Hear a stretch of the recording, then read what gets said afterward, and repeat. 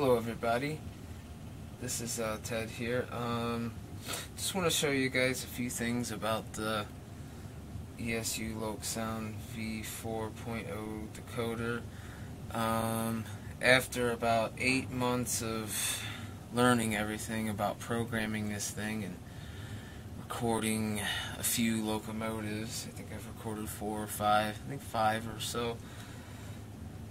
I finally have a project that I feel is pretty damn close to 100%. So it's basically just made it to the beta stage where I'm going to have a couple guys test it out outside of my testing that I've done. So to run through it, the recordings for this engine are from C&NW 6847, which is owned by the Illinois Railway Museum, that I recorded back in September. Prime mover is a EMD 645E3-16T, so that you know that.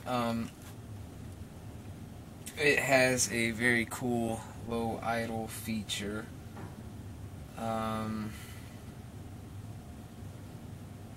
Other than that, you know, it's a turbocharged 645E16. The other things are this engine. It's not anything special. It's just a simple Athearn ready to run SD40-2 straight out of the box. No detail, no weathering, nothing special. The speaker that's in it is a Railmaster Hobbies bass Reflex. It is the second biggest size, I believe, and I actually had to kit bash the speaker a little bit to get it to fit into this engine, which actually kind of gave it a sound improvement. But I'll have to take that shell off sometime and show you guys what I did to it. Normally I wouldn't do that. I think that's probably the minimum speaker that I would use, and it's pretty big for HO scale to squeeze that in. Well, it fits most engines, but I had to take some of the weight out of that engine, and just things we do just to do something, you know. It becomes a little bit ridiculous. But anyway, back to the whole point here. I'm just gonna do a few quick demos of my template. All the sounds from this project were recorded from SD40-2s. Most of the sounds are actually from the actual C&NW 6847. Otherwise, I think everything else came from CSX SD40-2s, as far as like air effects and stuff like that, and compressor. But prime mover, horn, bell was all from 6847. Yeah, I think those are the only things that are actually from this engine, is the prime mover, the bell, and the horn. I should say horns, because there's a lot of horns. But anyway, let's get into getting this thing going. I'm just going to run through a few features, explain some things as we go. The first thing we'll start with is the prime mover. There are 2 types of startups on this project template that I created, and I got this advice from a guy named Phil Dunlop. He's a very good programmer and has very great, excellent recordings. He's from DCC Sound. I learned a lot from him. If it wasn't for him, I wouldn't be sitting here firing this thing up, you know. So thanks to you for helping me out with all this. But yeah, I learned that trick from him, and then I learned a lot of other tricks from other people, and then just a lot of things I learned on my own. So anyway, this has 2 starts, and then your first startup is a cold start. So cold start takes longer to start, and then a warm start's quick. This one doesn't really exaggerate the cold start well, because the only thing that I could do to make it better and longer for a startup was all in the time of the fuel prime. But I do have a SD20 project that I recorded that I'll be making a demo of here soon, that has a really good long cold start that's pretty cool to hear. So I'm just gonna fire it up. This is the cold start.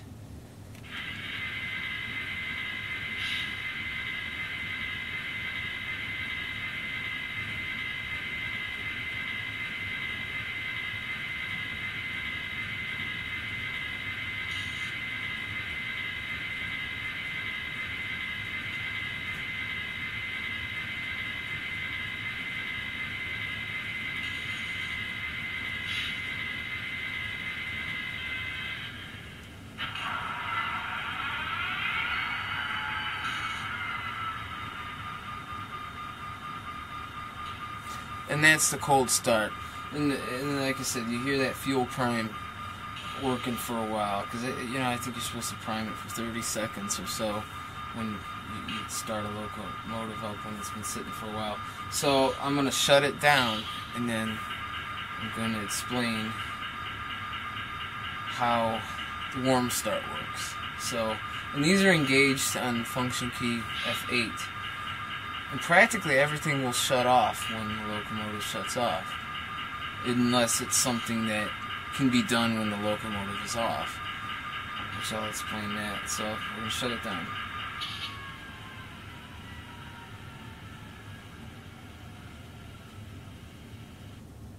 Alright, now it's shut down, right?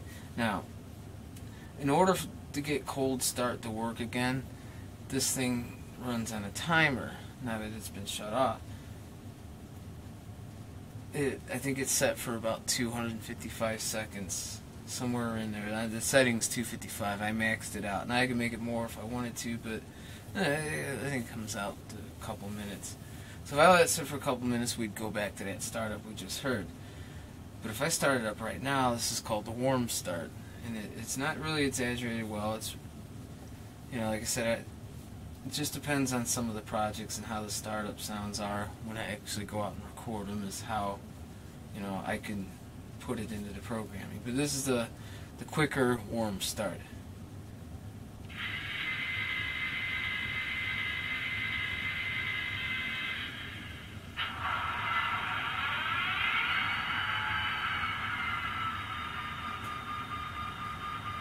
And that's your warm start. And notice the dryers weren't playing or anything like that when the engine was shut down.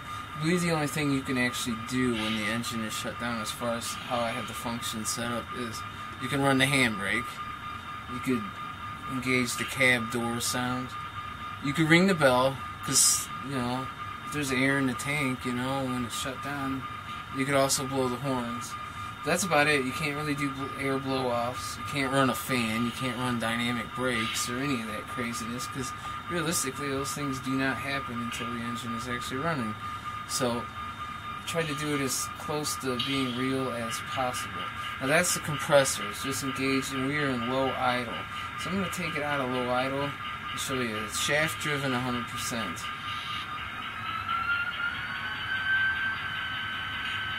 Now we're going to do some manual notching with the compressor.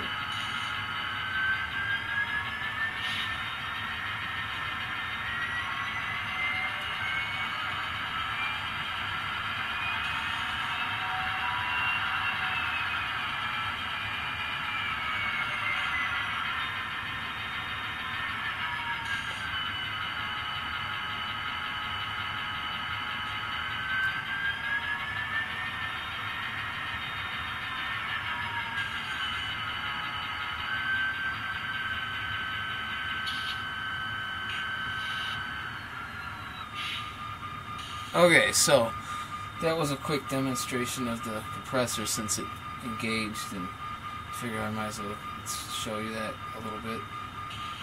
So now, okay, we started it up.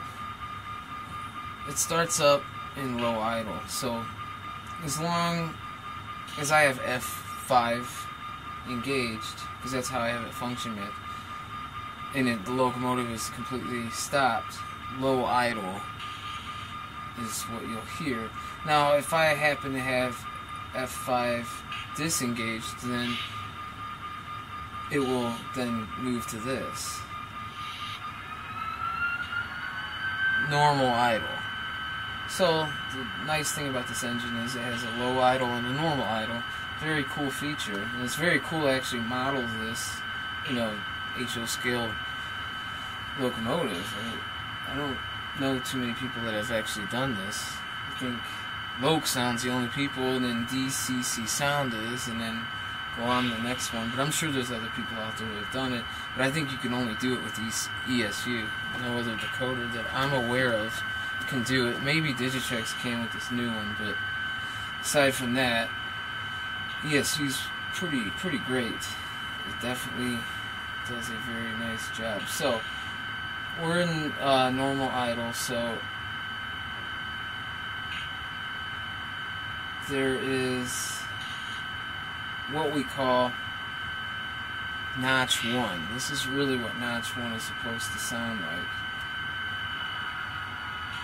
And that's the the generator load up. It sounds a few RPMs different. And then if you go back down, and I'm doing this with manual notching, by the way, you're back to normal idle. You know, most people don't capture that. It's never really been done. The only people that I know of that actually do this is DCC Sound, and they're really good. But anyway, that's the basics of the prime mover. We're in a standing position. I could turn this fan on in F9. This is just a regular fan. I believe it's called a radiator fan, or it's one of these fans back here. It's not a dynamic brake fan. I got this recording from some locomotives working hard. CSX SD40-2 is actually working hard. I believe it was Sand Patch or somewhere around there in the mountains. And, you know, I got this recording, and it's really good.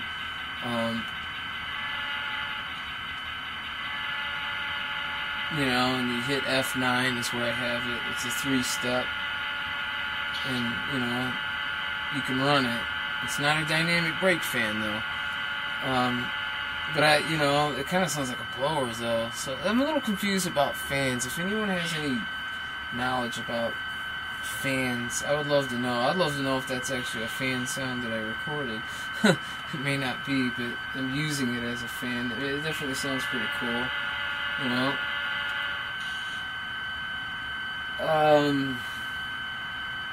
So then let's get into the basic features. You have a F1 bell, which is a 3-step bell.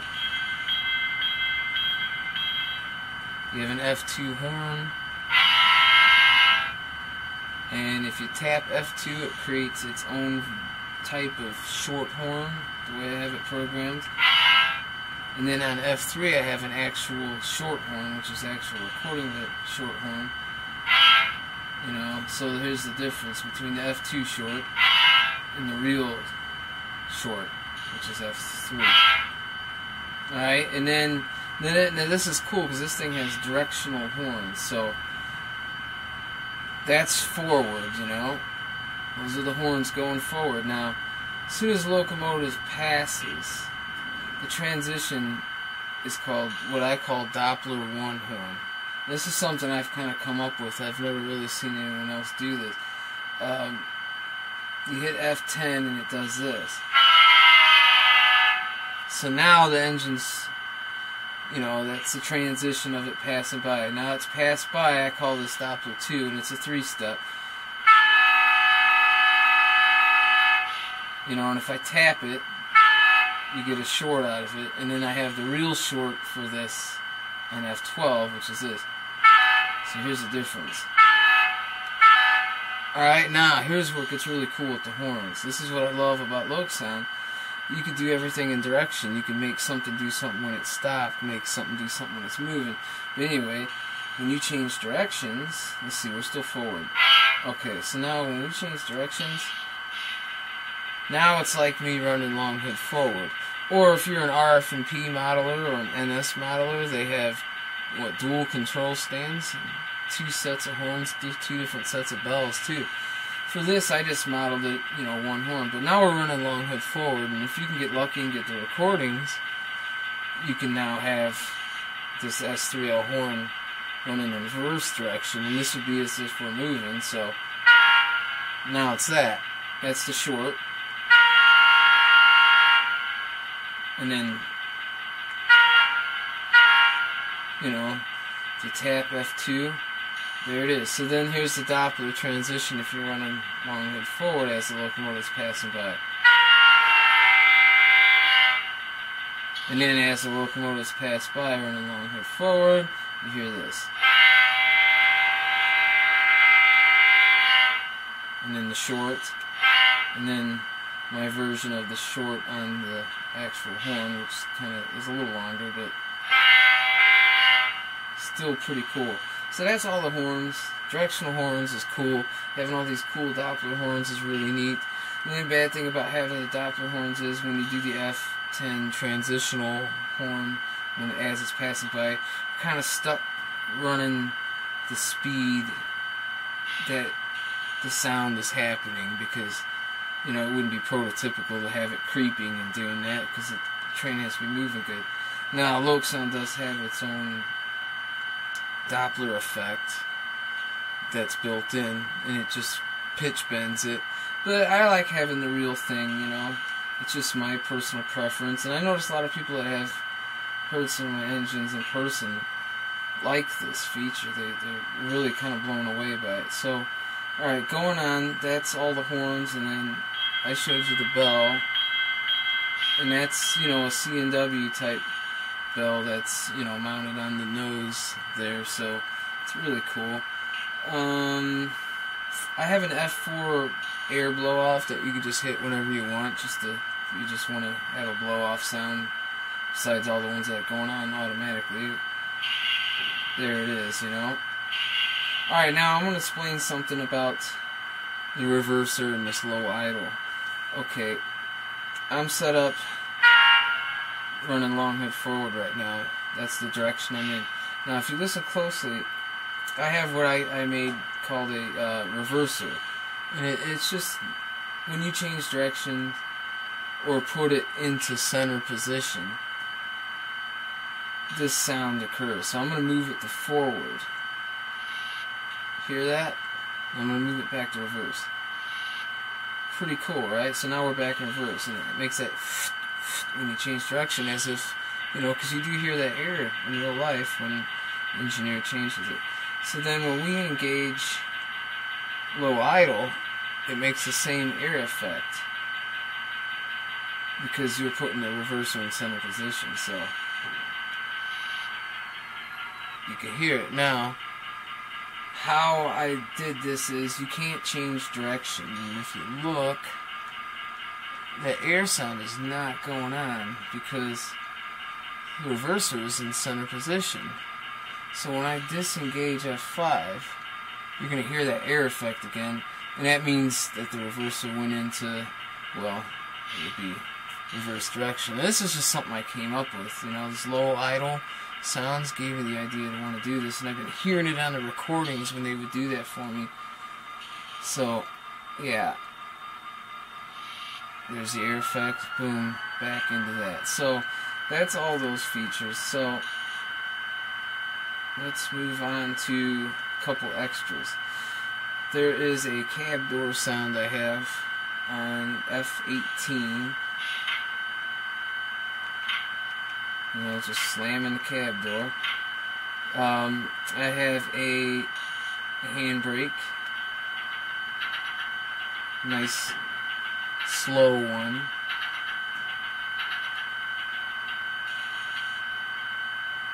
And then I have coupler and uncoupler.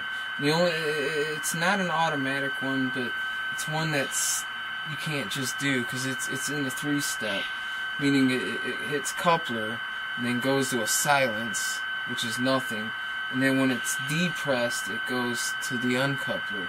However, if you're standing like this, well, you can't hit a coupler. You can't, you know, you're in standing position. So if I engage the F17 for it, it skips the coupler sound. So now when it's depressed, if I'm not moving it, it's not going to go to the uncoupler. So it just kind of fizzles, basically. False triggers. But if I put this on and then move the locomotive up a little bit in speed, when I depress it, there's the uncoupler. Now, if I'm moving and I'm going to cut it back to 0,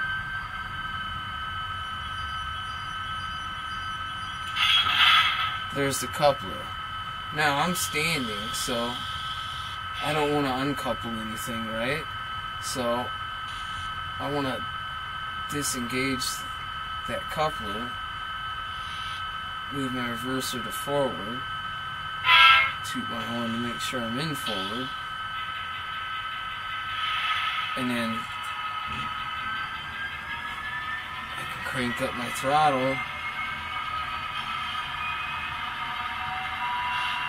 and that's acceleration. That's no manual notching. It did that all by acceleration. I'm only running at notch 1 speeds, but I was in, what, notch 4? That's the beauty about acceleration. It's the coolest thing. With momentum settings, I used to hate it. I love it now. It's so realistic. It's just amazing. Notice how the compressor did everything the prime mover did. Alright, so we're going to move it back here, and I'll show you a few other things. I just cranked it full throttle. It's not going to get there because I'm going to stop it way before that. But it's creeping its way up. It's going to be coming here in a minute. I made it to 8. I'm probably going to go past the camera.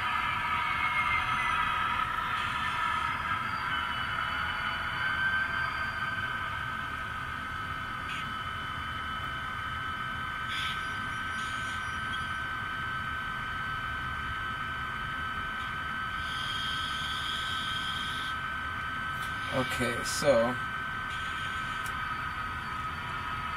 I'm going to bump her up and move her back into view here.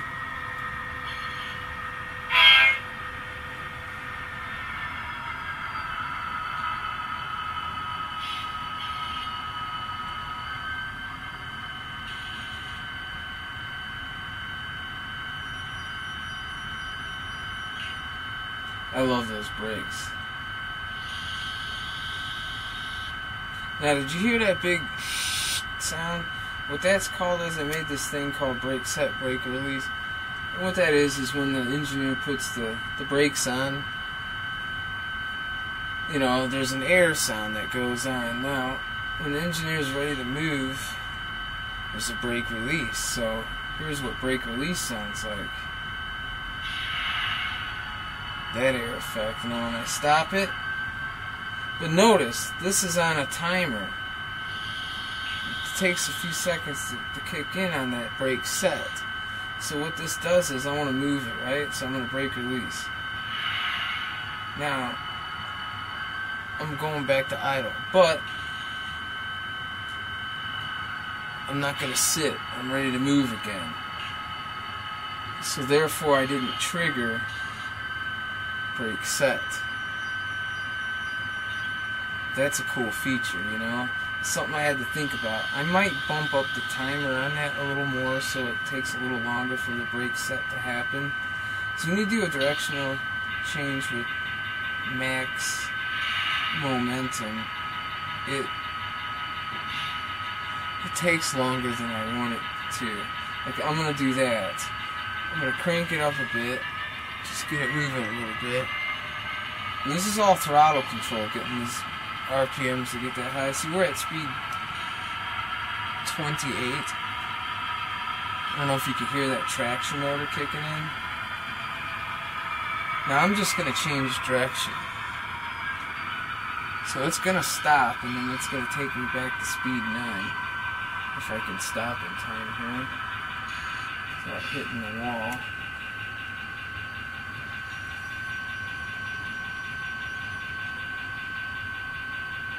But this is how long. See, now it's going to change direction. Brake set, direction change, brake release.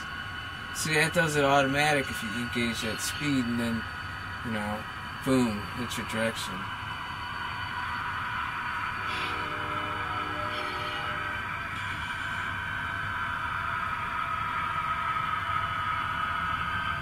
with a traction motor.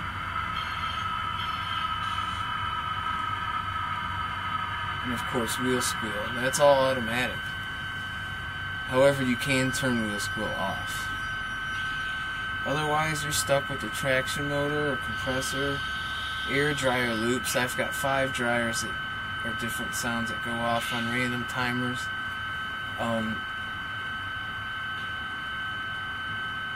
I think that's all the features, all the basic features. Now, manual notching, you know, you hold F6 until I let off of it is where it's going to end up.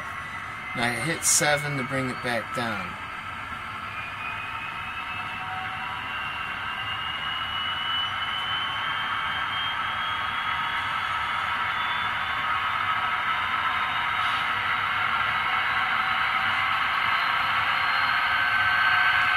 Now,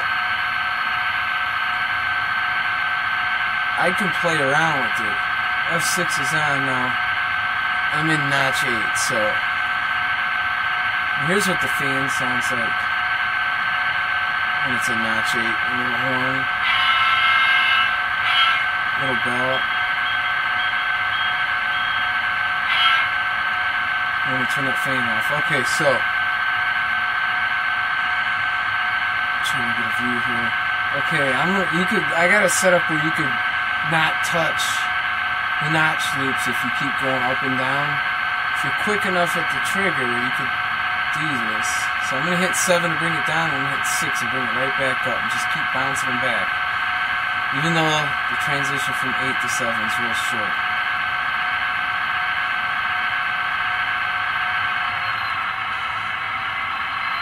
See, it didn't even touch notch 7. Now I'm going to bring it down a little lower. And I'm holding it. Alright, now I'm going to drop it and bring it up.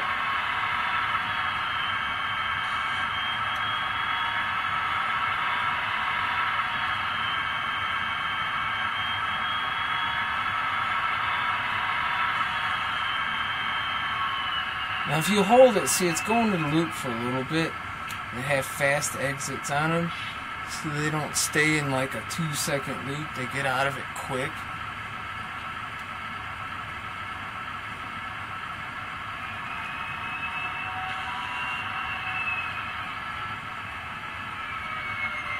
And I had to add those in. Most projects weren't like that, you know. This was something I kind of wanted to do because you hear this all the time. You know, especially on the notch 1 to 2. I didn't trigger it quick enough, see? Probably late on that. Nope.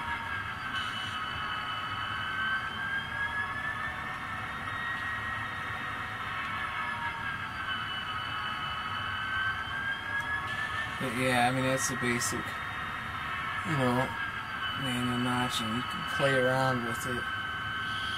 Now, one cool thing is, I told you how low idle, you can't move it. I have it set up when it's in the center position and brakes are on. You can crank this thing to 99, it ain't going nowhere until F5's depressed, which,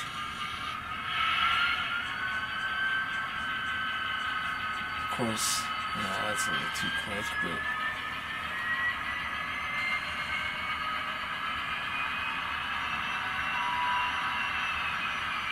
yeah, so when you engage it, it's hitting a requested speed and it takes you there, unless you could sell out.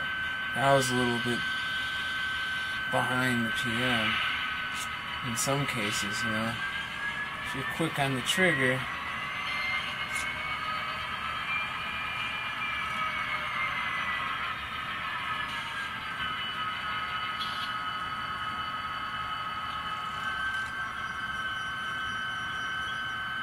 but, okay, back to what I was talking about.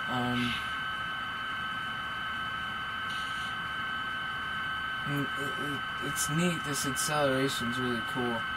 It's very, it has the best throttle control you'll ever see in a DCC decoder. I mean, no one's done this. It's just set up. It's great. It's not always 100% accurate when running in a consist, but that's only if you're really going crazy playing around with the throttle. Like, I'll show you how I have mine set up. I mean, I could in reverse. Okay, so I could really do some cool stuff with this thing. I mean, I have max settings for momentum, so I'm at 99. I'm going to try and do this so you can actually see what I'm doing. Now, if I cut back the way my project setup is, as long as I don't drop below the speed that it's already at, I'll stay in that now. See, I just went below it. Now, if I do this, it's going to excel back up one. And now I'm going to cut back because I'm running out of track. Now, if you wanted to do a quick stop when it stops, and you want to do a quick one, just hit E-stop real quick, change the direction, and then you're out. You know, you could do it quicker, because sometimes you see that. Because the momentum settings, sometimes, like I said, it takes a while to change directions automatically. You know, I'm in speed 10, and I'm going to let it hit, and I'm just going to change direction. It's going to do it all for me. But it's a little slow.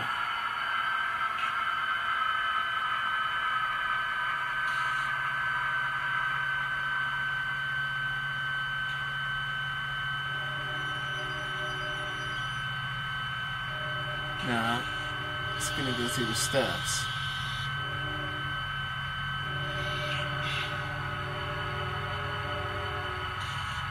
Now the real thing's coming by here, right by CSX Chicago line.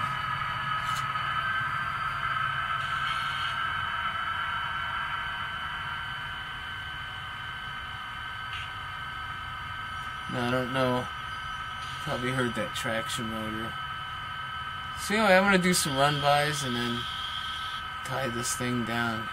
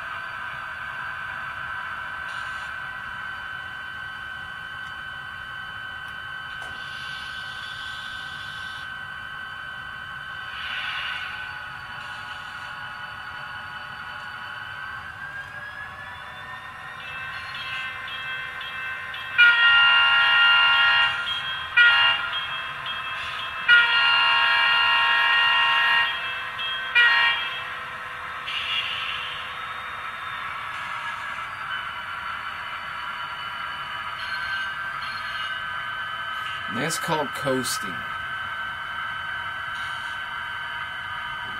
It goes back to idle, but it's coasting. I'm still at speed 7.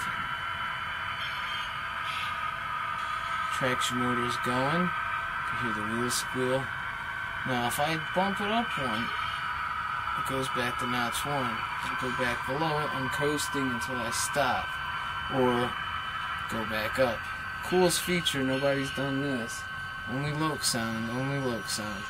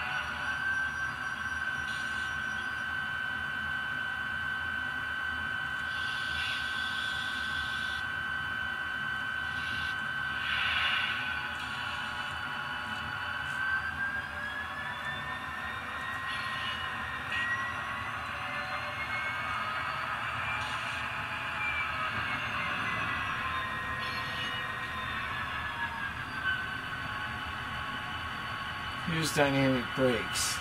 Hit F5.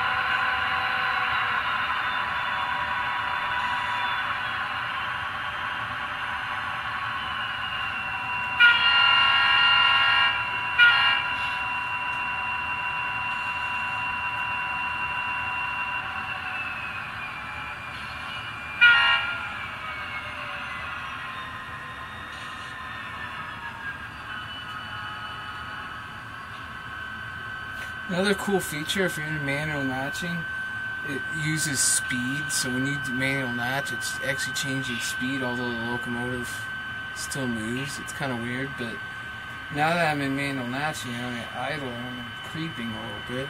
If I hit F5, it won't engage dynamic brake because I'm at idle, which CPU thinks it's at 0. So this is cool. I could actually use low idle, even though it has a drive lock on it, but I'm moving, so it can't drive lock me if I'm moving already. And I can move it around and actually coast, basically, with the reverser in the center position. So that's actually kind of cool, and I kind of discovered that by mistake. I didn't know it would do that, and it just did it. So if you're in manual notching mode, you can actually go to low idle while you're moving.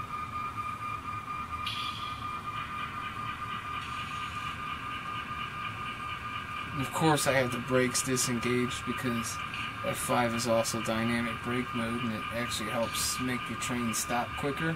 So I took regular brakes off because it would be off time to, you know,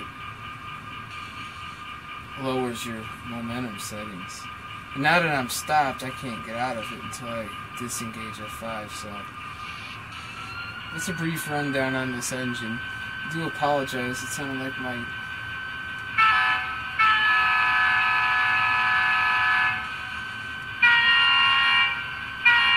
maybe it was me. I thought that the speaker might have been rubbing against the shell. I thought I heard a vibration issue, but I guess I'm wrong. So I'll tie this thing down, and that's my basic demonstration of my first real LokSound project. So